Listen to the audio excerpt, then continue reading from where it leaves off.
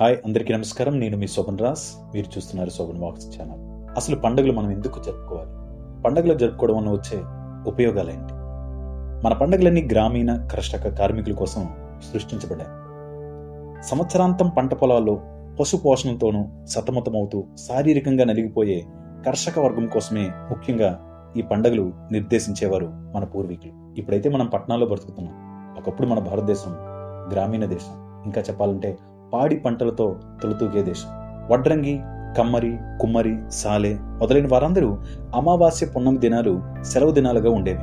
నెలంతా వాళ్ళు కష్టపడుతూ ఆ 2 దినాలని ప్రత్యేక దినాలుగా నిర్దేశించి పనులు ఆపేవారు.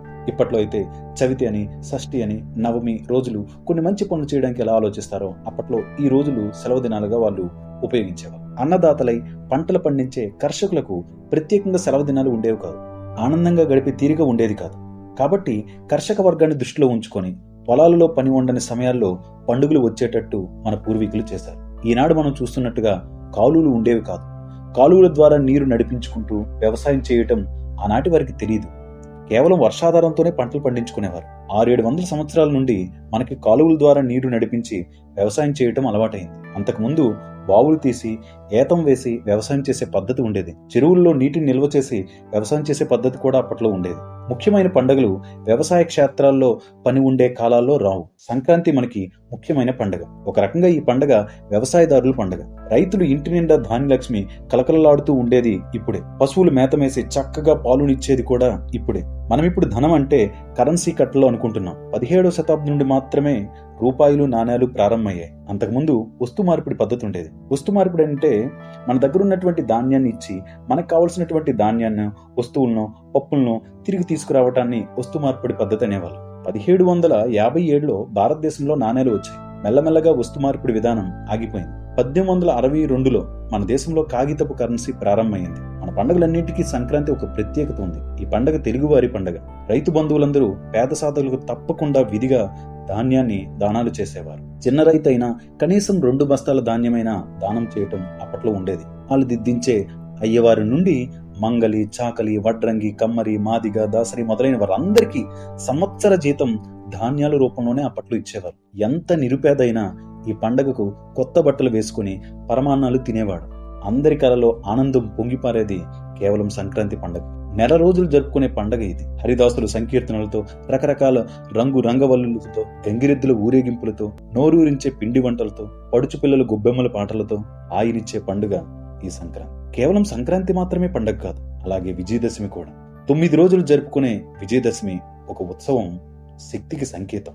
ధనం మాత్రమే మనిషికి సుఖాన్ని ఇవ్వలేదు, విద్య ఉండాలి. విద్య మాత్రమే మనిషిని రక్షించలేదు, శక్తి ఉండాలి. శక్తి లేని విద్య సంపదలు వ్యర్థం కదా. అందుకే తిండి కలిగితే కండ కలదోయ్, కండగలవాడే మనిషోయ్ అని గురజాడు వారన్నారు. శారీరక బలం ఉంటేనే సుఖాలను అనుభవించగలం. సుఖాలను అనుభవించలేనప్పుడు ధనం ఉండి ప్రయోజనమేముంది?